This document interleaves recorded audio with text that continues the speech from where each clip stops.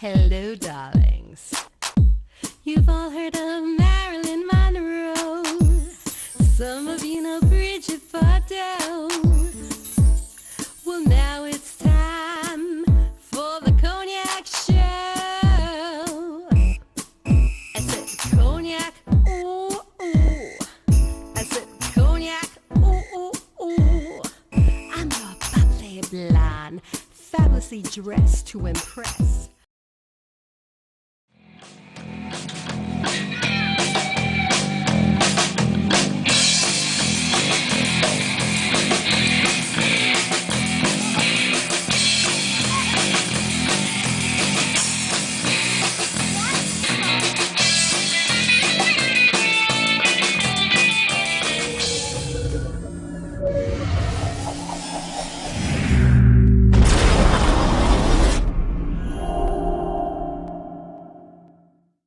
Hey troops, I'm pretty excited at learning I'm gonna be at Mike Carbo's comic book marketplace March 31st, that's just a couple of weeks from now.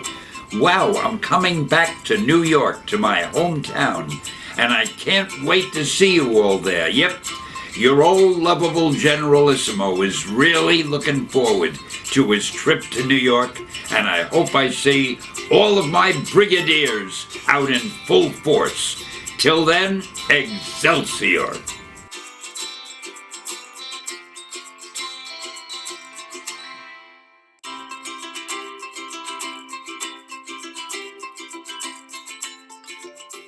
And it better be good, because my name is up there on the master.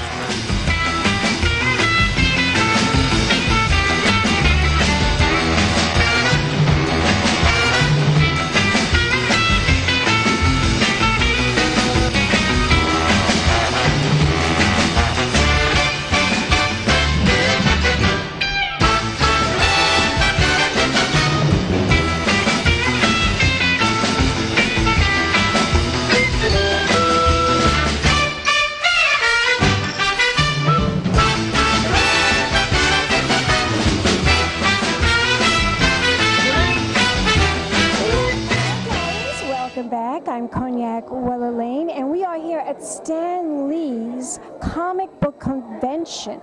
And I am here with a very famous actor, character actor. You know him well as Little Eddie Munster from the Munsters. And it is a pleasure to meet you and to talk to you right here at Stan Lee's comic book convention. Tell my audience why you are here, how you were introduced to this event, and who invited you to this event? The promoter of this event, Michael Carbonero, is an old friend of mine. I've known him for years. Started working with Michael back about 15 years ago when we first did a Croft reunion here at this very same hotel. And he's been to Florida, and I've been to here. We've been becoming pals, buddies, and business associates ever since. And how many years now have you been doing this? Is this your first year, or have you done many years at this particular comic book convention? Well, this one, I think the first Comic-Con, Big Apple Comic-Con I did has been about 15 years ago. And tell my audience what they can expect from this kind of convention. Well, if you're a comic book aficionado, Michael is not only one of probably the world's smartest guys that knows everything about it, but he also brings in most of the most knowledgeable people in that field. So if you're looking for that hard-to-find comic book, or you're just getting into comic books, or your families, or you have kids or of any ages, you come down here and you can find a lot of merchandise and usually a lot of interesting celebrities and artists as well. There's a lot, it's very fascinating. I mean, all the different booths, all the paraphernalia, all the comic books. Yep. And of course, Stan Lee is responsible for many famous comic book characters. Could you tell my audience some of the more famous ones he's famous for? Oh, well, Stan is just basically, go into the Marvel catalog, and anything to do with Marvel, Stan has had probably a little bit of something to do with.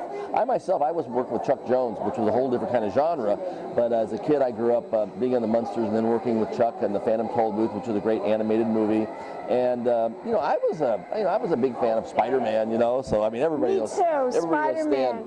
Have you gone to see the Broadway show, Spider-Man? No, I heard a lot about it though, especially with the pre-opening thing. It was all going to be this. I think wasn't it the YouTube Bono did that one? Wasn't he have the rights to it? Yes, he did, and they've been having all kinds of problems, but I think now it's successful and it's getting a lot of people coming in, a lot of fans coming to see the play, and I think it's working out pretty well. Well, when I come to New York, I like to see a show. Unfortunately, this has been a really, time constraints have been as such that I didn't get a chance to do so. But when I come back next month, I should check into seeing that because I know I'd enjoy it.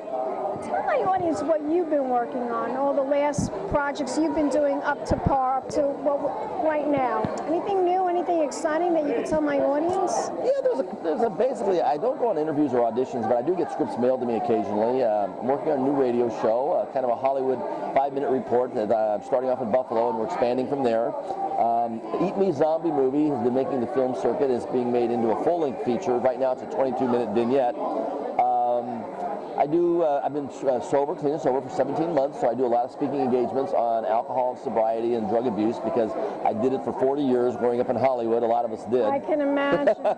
Being around the acceptable lifestyle back then. But you acted with, some of the greatest. I mean, Yvonne De Carlo, she was so magnificently gorgeous. Yvonne De Carlo, the cast of the Munsters themselves, but before and after that, I worked with Burt Lancaster and Edward G. Robinson and Walter Brennan on The Real McCoys, and just a really long list of quality people throughout my life. I've been very blessed. The 60s was my decade, and now I'm working with Louise Harrison, George Harrison's sister, on HKMA. It's Help Keep Music Alive, which is a charity.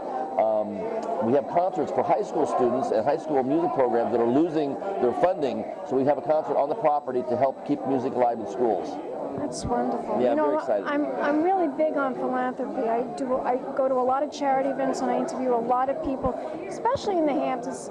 Some places here in Manhattan, I do some great charity work, and I love to go to foundations. So please let me know about this foundation. I'd love to attend anything that you're working on, any kind of philanthropic cause. That's awesome. Yeah. Yes.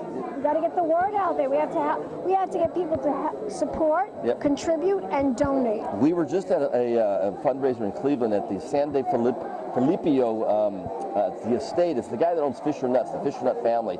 Huge, 44,000 square foot house, 200 acres. He had the world's largest organ in his private collection, 8,000 pipes, and Denny Lane of the Moody Blues and Wings, fame was there. And we were both talking about going back and doing a fundraiser. So definitely anything to do with HKMA, Help Keep Music Alive, and Louise Harrison's Liverpool Legends. Sounds wonderful. It is. It sounds terrific. And we're here at this wonderful convention. I want you to tell my audience right now, where can they go to find out more information about Stan Lee's comic books convention? Where can they go to find out all the information? That's a good question that I would imagine Michael Carbonaro has a website for the Big Apple Con, and stanlee.com, I'm sure, or marvelcomics.com. And if you want to come to my Facebook, I'll try to find out the answers for you. Tell my audience. Butch Patrick or Munsters.com. Wonderful. Okay. Wonderful. Thank you so much, You're welcome, darling. darling. Thank you. And we'll be back in a moment, darlings, with more interviews right here at Stan Lee's Comic Book Convention. Keep watching. More interviews. Big champagne kisses. Hello, darlings. You've all heard of Marilyn Monroe. Some of you know Bridget Bardot. Well, now it's time for the Cognac show. I said cognac, ooh, ooh. I said cognac, ooh, ooh, ooh. I'm a bubbly blonde, fabulously dressed to impress. One of a kind girl. This has been a Crybaby Productions, darlings.